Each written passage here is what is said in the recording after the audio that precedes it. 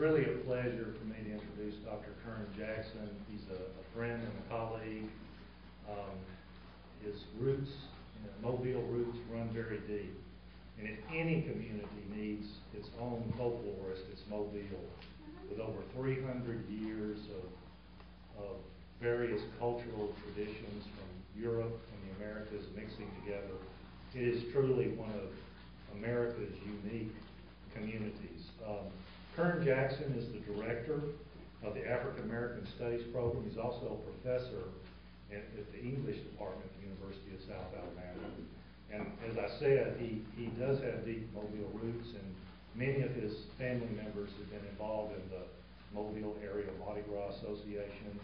And since he has come back to Mobile after getting his PhD at Indiana, which is the nation's top folklore program, he and students who he has inspired have done some great field work.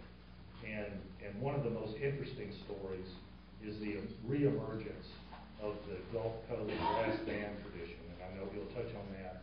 So without further ado, please welcome Dr. Kern Jackson. Thanks, man. Appreciate it. I understand there are a lot of Indiana folks in the audience today. It's like going home. We're delighted to have you. I'm blessed today to be giving this presentation with the Bay City Brass Band led by the director, Marcus Johnson. And I thought it would be more interactive if we had a slide presentation from some of the photos at the University of South Alabama archives and some music, and try to mix the two, and I'll talk in between if that's cool with y'all. And we'll start out with a song I believe is going to be Saints Go Marching In to start us off.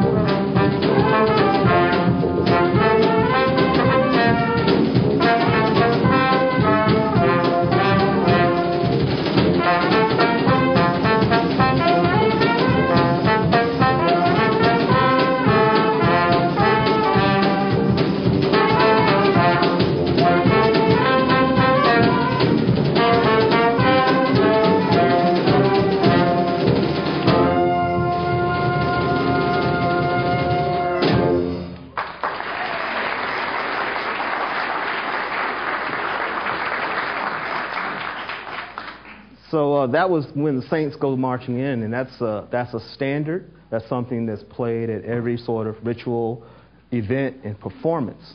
On the screen before you, I have the founder of one of the earliest known brass bands in Mobile, Alabama. His name is J.A. Pope. Mr. Pope founded the Excelsior Brass Band. And it's important for you to know that brass band tradition in Mobile sort of comes out of the Civil War sort of regimental bands, is sort of left over from that. And it's also important to know that the Excelsior Band, which was one of the first bands, was started by a Creole community. And this is sort of people of color in Mobile who were mainly artisans. One thing you should know about brass bands is that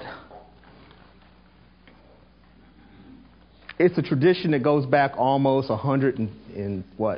30, 40 years in Mobile, Alabama. And I want you to know that the Bay City Brass Band and I sort of like to dedicate this talk to a band director, a colleague, musician by the name of Charles Mason, who isn't doing too hot right now. Charles has inspired many young folk to come through Mobile to kind of be exposed, as Joy sort of alluded to push tradition forward, and it's been picked up by folks like Marcus Johnson and the like. So this is J.A. Pope, Creole, founder of the Excelsior Band, and I'm just going to go through my slides. All right, this is the Pearson's Concert Band of Mobile, Alabama, and although my sort of exposure and the things I like to talk about with respect to brass bands predominantly deals with people of color and African Americans, I wanted to put in some other slides of early Mobile bands just so you could sort of get the flavor, at least visually, of the context. This is the Griffiths, Hypnotic. And this is an interesting photo in the sense that in the early brass band period in Mobile, Mobile also was affected by sort of a Turkish influence that sort of affected brass bands across the country at the late part of the 19th century. Okay. So one question you might have is, what was the function? I mean, where did these bands, particularly at the turn of the 20th century, where did they perform, and what kinds of things did they, appearances did they, and rituals did they participate in? Well, we know about parading, Labor Day parades, Masonic parades, for Mobile, the all-important Mardi Gras parades, but they also played at things like cornerstone layings and funerals and school openings and closings. Of course, this is a picture of early 20th century Salvation Army band. What's interesting to me about this photo is that this band had string instruments that they walked with. This is what we think is one of the earliest pictures of the African American band, the Excelsior band, marching, 1919.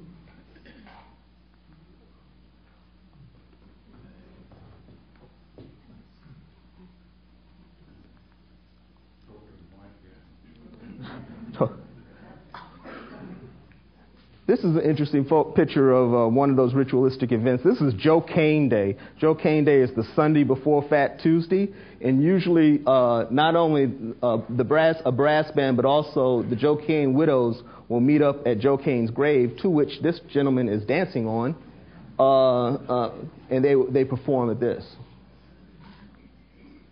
There's Mr. Petty, and there's Alabama Remico. Nooney is one of the former bass players for the Excelsior who sort of took me by the ear and made me walk his annual Mardi Gras route, which was real long and I was exhausted. But here he is. He made me, one of the nice things he did was he fed me, and he took me to the Knights of Peter Claver Hall for a cup of gumbo.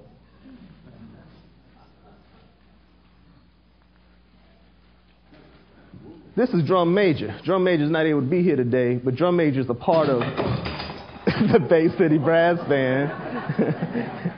And it's I think kind of appropriate that the Bay City Brass Band is here because, as you can see, it's made up mainly of a lot of young folk who have embraced the tradition, who kind of dedicated themselves to the tradition, and I think.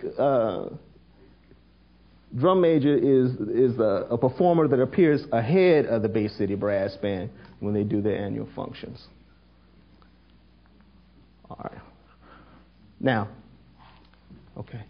We're going to have another rendition of The Saints Come Marching In. But one of the things I think is unique about brass bands in Mobile, Alabama, and other places like New Orleans, is that the brass band musicians, they not only sort of perform their music, but they do it while they're moving and walking around. And in the process of moving and walking around, they also have a lot of improvisation as part of their performance. And so this time when the Saints Go Marching In, you're going to hear it with the improvisation instead of the straight version we heard earlier.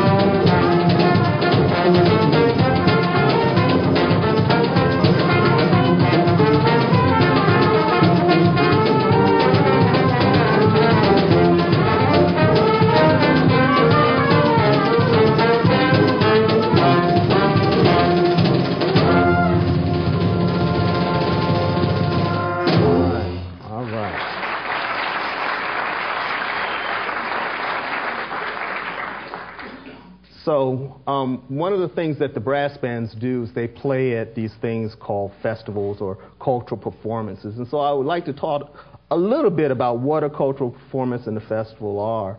A festival is simply a public display event that usually fits in a calendar rhythm. And one of the things that the brass band does for our Mardi Gras festival in particular is the brass bands generally always lead the parading. And you can say, well, what is the reason why these brass bands lead the parading? And in large part, it's because it gets the audience excited.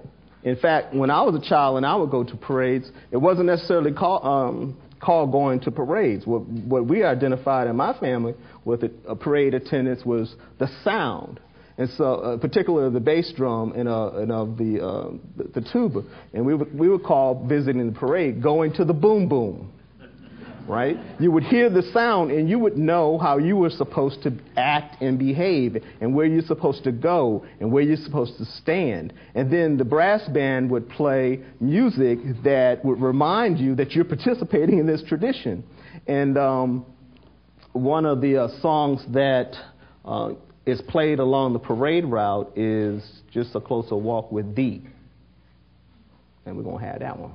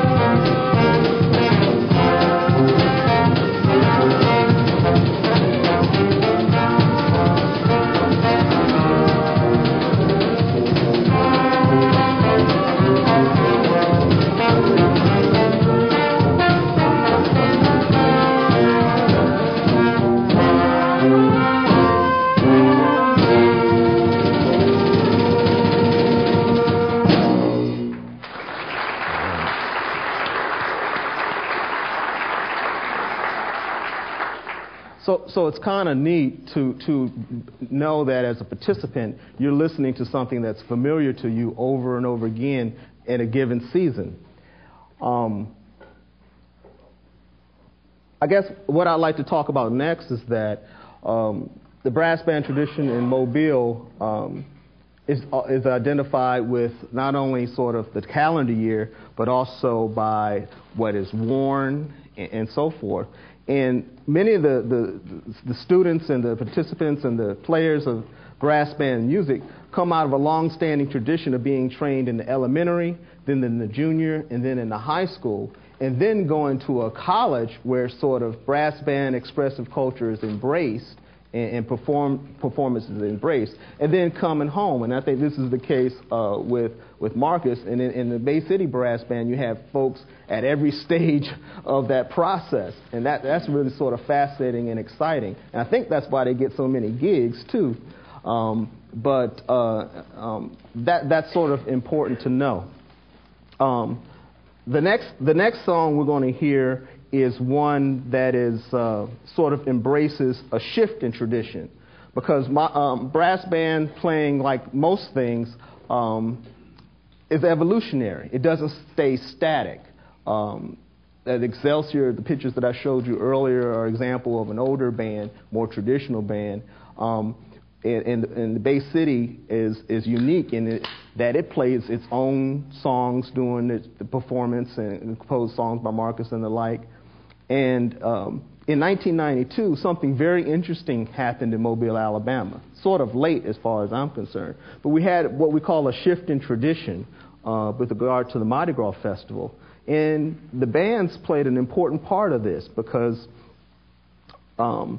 parades and participation in parades was segregated, right? And parade routes in Mobile, Alabama were also segregated. And you had, on one given day, you had a day for the black parade to go through the black neighborhood. And in 1992, that kind of shifted, and all parades went down the same 3 different types of routes through downtown.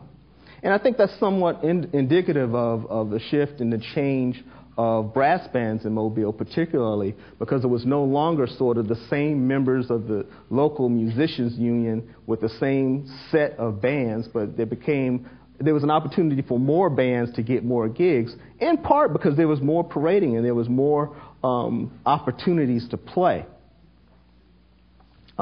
At any rate, I like to mark 1992 as being really, really significant in that respect.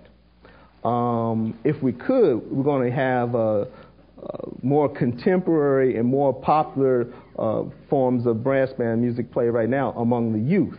And I think that's important because I think Mobile youth have really accessed it. Many have formed their own bands, to which Marcus and Mr. Mason and Mr. Hosea London have mentored. And now we're going to have a couple of renditions of songs that are different and more current than the traditional ones we've played thus far.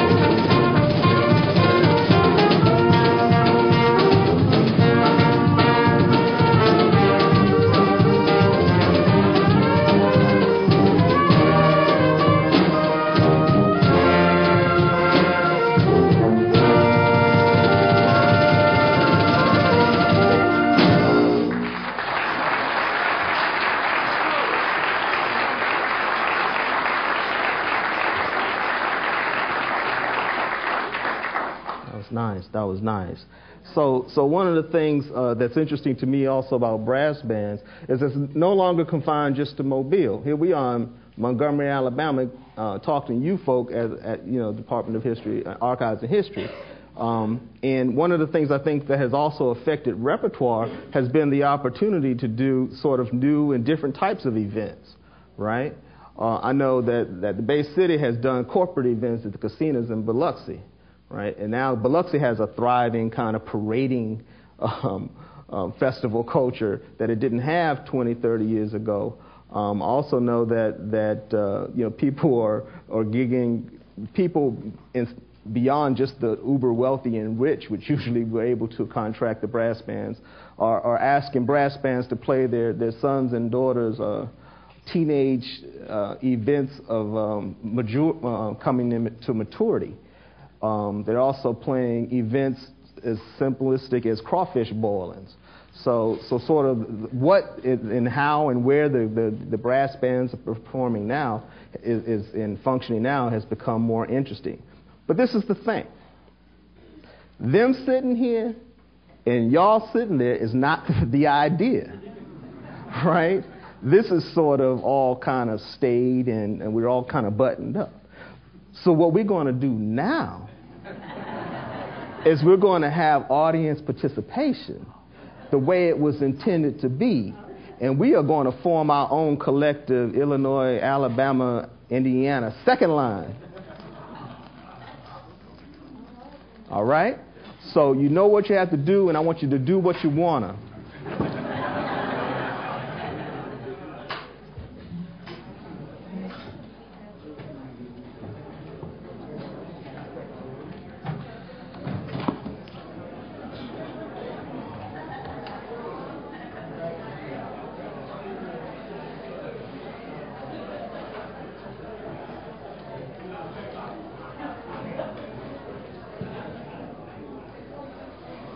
You can't sit down. I'm waiting for y'all to get up.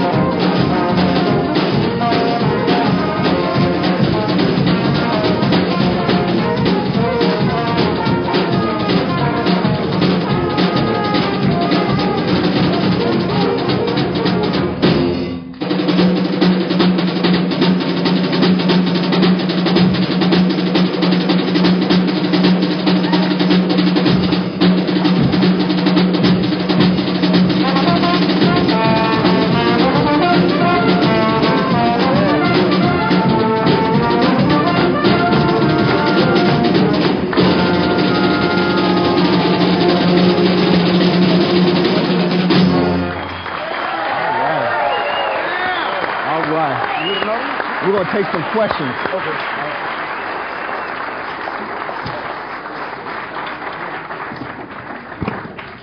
And now I believe that it's question time.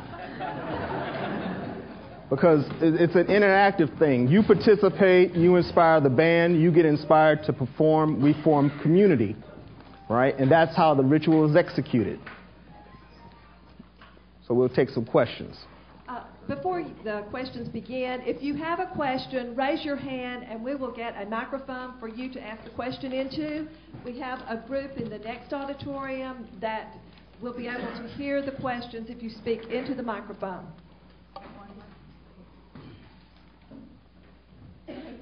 I wanted to ask about jazz funerals because everyone associates that with New Orleans, but I was curious about the historical jazz funeral of Mobile and either Kern and or Marcus' current jazz funerals in Mobile. Are they frequent?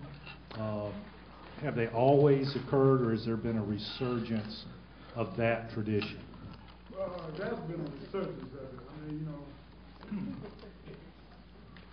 there's been a resurgence of the jazz funeral. They're really starting to pick up, and we did quite a bit in the last year.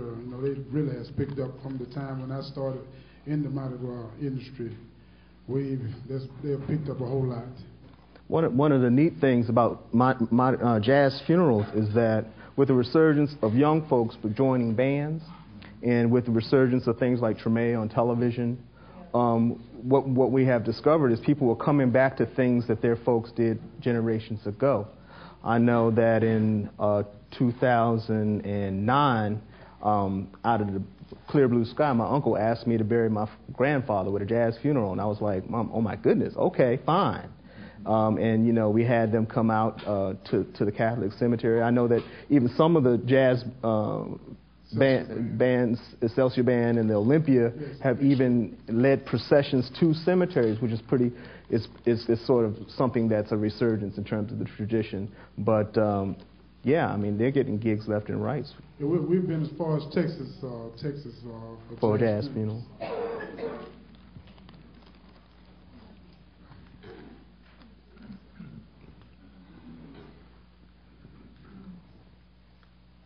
About the makeup of the instruments in the band, when were reeds introduced into the brass band? Have they always been in? Well, they've always been in since I've been in it. I think way back in the day they had more of the bugle type of horns and stuff like that. Rather than the saxophone? Most of the horns back then were like had the valves on them. I didn't see a whole lot of them. But ever since I've been in it, they've always had them. I'm more younger. And one of the things you got to think about in terms of the 20th century is among working class and middle class folks.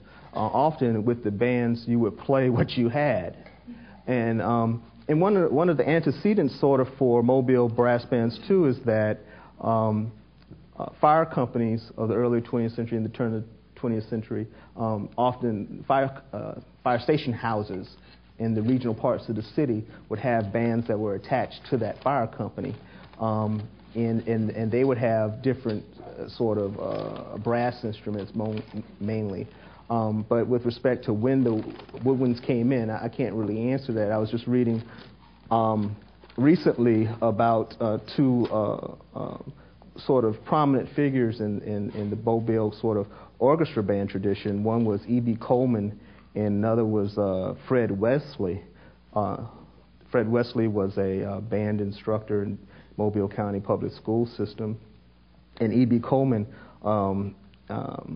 had a sort of a large orchestra as well, and they were both often trying to identify in the mid-40s and 50s and 60s sort of the best musicians to bring in, because usually when people would sort of the cream would rise to the top, they would go off, as did Wesley's son, who actually went on to play with James Brown and Bootsy Collins and people like that.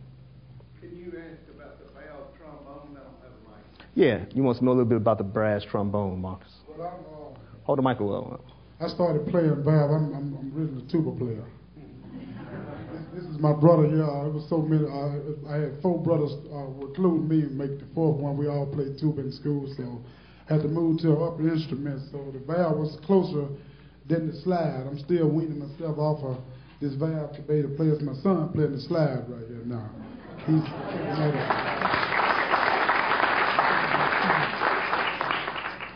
I'd like to know, do all of you read music? Yes. Okay. We played in middle school, high school, college, some in the armed forces a little bit.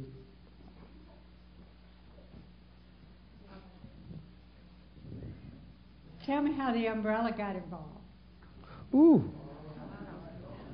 The umbrella was used for shade.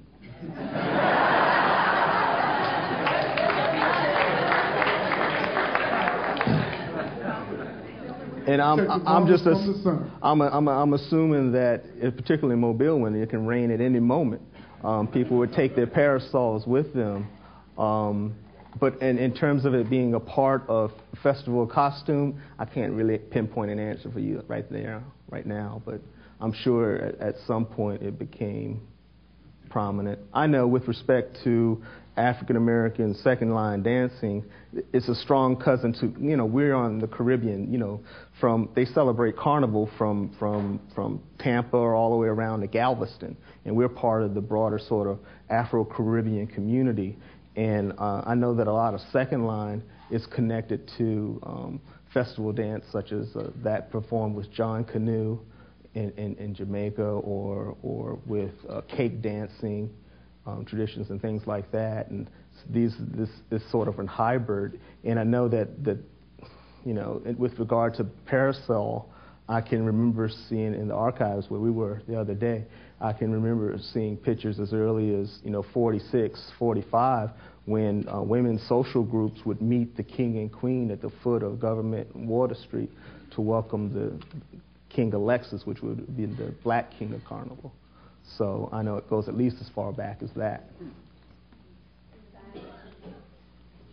How did the cakewalk fit into the picture? No, I was just sort of calling attention to the antecedents to the bodily movement of moving for the second line, right? And the fact that you have, all of these rituals just don't sort of pop out of nowhere.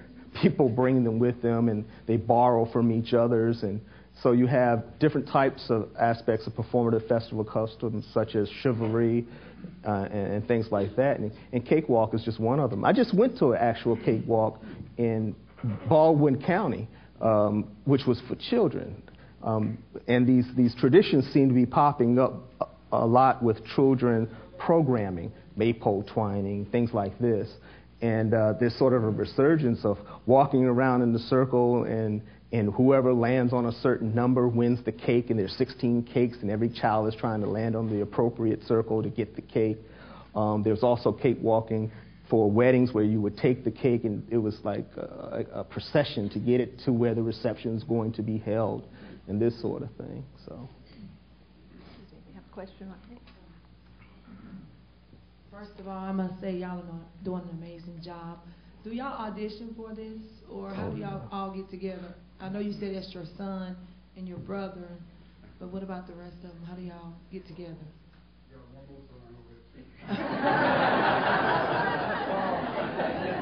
We just, over the years, everyone knows about our name. We have a very big name in Alabama and beyond, and people just, they come up and ask, can they join, Don't have to do much recruitment at all.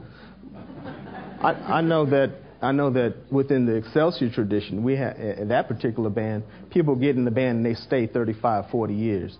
Mr. James Seal, who was the director, actually, he dropped dead during Mardi Gras season. He had been director for so long, and they are, like any cultural activity, there are groups that try to be more exclusive than others and so, things like this. And I know Marcus doesn't let just anybody walk in the parade, right? And he'll have offshoots of people who play at different levels. In fact, we're trying to put together a brass band camp in Mobile, Alabama. So. How long has Bay City been around? 1997. Question here? Yes, ma'am. Explain the concept of the second line. Mark, why don't you go first and I'll follow up. It's like the second line is the line behind the procession. Like the band is first line, what I'm understanding, and the mourners come behind with umbrellas. They call it the second line. That's where that term pretty much comes from. They used to follow the band, with the body, and they'll come behind with all the umbrellas and everything. And the emphasis is on you and your spirit and your ability to participate and be part of the activity, right? Your body becomes your instrument, as it were. And you are a part of the performance or the celebration at that particular time, along with that band. You become informally a member of the band. Those folks who followed us out and around became part of the show, as it were. Yeah. I was curious, do you have other members who aren't here, and do you kind of tailor-make the band for the function? I would say over maybe 40 people we pick and choose from. Right. And depending on the gig, don't you have pianists and? Yes, it just depends on. I mean, we have to kind of survive, so we're able to add electric sound in here with it. If we got to play a gig for 2 or 3 hours straight, we know how to maneuver it. I go from trombone to piano to he goes from tuba to bass guitar, and sometimes our singers just walk up on the stage and we got a whole line of horns to come and transform it. And we also, the drummers, most of them can play a set too. Instead of, sometimes we don't use both stand-up drummers. We kind of got that idea from the Dirty Dozen brass band out of New Orleans when they used to travel with their drum set up there on stage, Mm-hmm. And Rebirth, they still use traditional stand-up drums. So we watch other bands, and we try to be original, but we take those ideas and put them into our own. I've heard that the Mardi Gras celebration in Mobile actually predates the one in New Orleans. What's the story on that? I'm going to let Professor. He knows more about that. Right, but do you know why?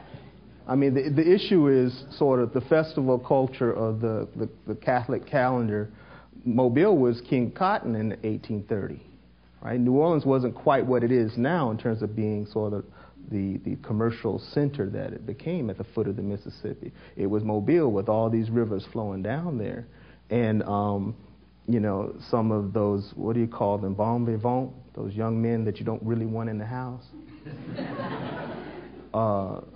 of the planter class, they were drinking buddies, essentially. They formed an informal society to raise Cain and put things upside down. And so they got a bunch of rakes and jugs and things that made a lot of noise, like cowboy bells, and they went throughout the community stirring up chaos, right? Which is what Mardi Gras does. It's an opportunity for the community to just kind of act out opposite of what it normally would. Of course, those young men would then go on to move to New Orleans and found the founding societies there. But Mobile was just a more happening and hopping commercial center than New Orleans was at the time. What's the story on that festival celebration? Which one? In Mobile, named after somebody, Cain or Joe Cain Day. Yeah. That Sunday before Fat Tuesday. During the Civil War, all the men of upper class were gone to war, and you didn't have a celebration. And when they returned, because of Reconstruction, all these things happened, and it was kind of suppressed. And one of the things that Joe Cain did was, he was a former Confederate soldier. He wanted to revive an old tradition, and he wanted to sort of put a unique mouth on it. So he dressed himself as a Native American, and he took on this identity of this chief, and sort of revised a sort of a walk-around celebration on that Sunday before Fat Tuesday.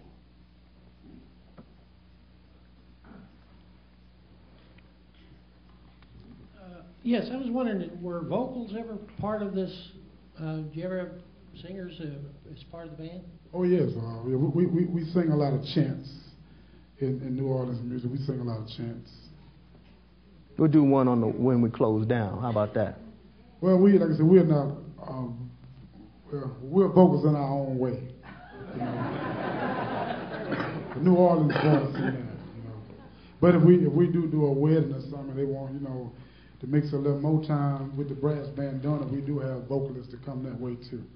Right, and Marcus and I have talked about, like, how do you identify when a tradition is shifting and changing? Well, it's shifting and changing by community demand. What does the community want? Well, let's give them what they want, beyond the fact that you're paying customers. You know what I'm saying? Do we have another question? Just a moment.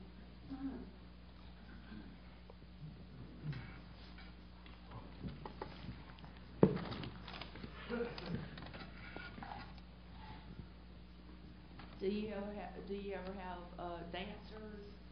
Yes, we have. Yes. Spiritual dancers? Well, it just depends on what they want.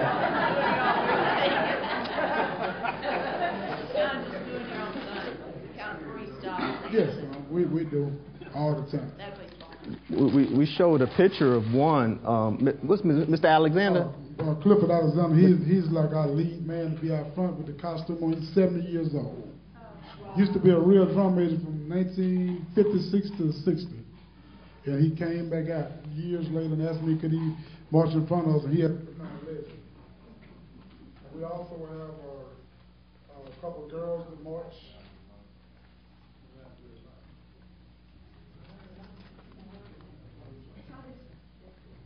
We also have a couple of girls that march with us too, and we even had a guitar player that we rigged up a portable amp, and he had on a chicken suit. He marched in front of us.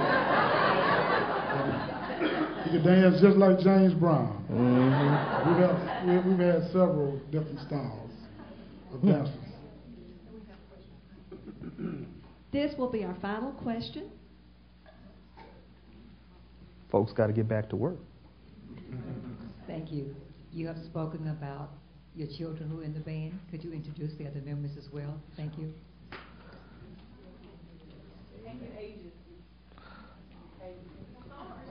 This is Sean Wright, a cousin of mine. He's been with us about 10 years. This is Brandon Craig, a 15-year-old good friend of ours, 16. This is my brother's son, Alex Wyndham right here, and he's 10 years old. And this is one of our oldest members today, even though he look young. This is Mr. Herb B. right here. He's about, how old are you, Herb? 51, 52. He don't look it. All of our older members are young at heart. That's right. Okay. And this is Miss Jessica Smith here. She's been with us about a year. She joined us, and I didn't even know she grew up. We grew up in the same church together, so she got grown. So Jessica's 20, 24. Good trumpet player. Mm-hmm. You left one man out here. Oh, that's my other son right there. Mardi. They're twins. They're only 12 years old, both of them. So, I mean, just by mentioning the ages, you can see this business about passing on tradition is very serious. And it's not only serious because of the age, it's serious because of the level of competency. Right? I'm getting old. That's right. And somebody has to take over. That it. The band will be here for a few minutes, and Dr. Kern Jackson will be here if you have any questions for them. Thank you so much for coming today. It was a fabulous program. Thank you.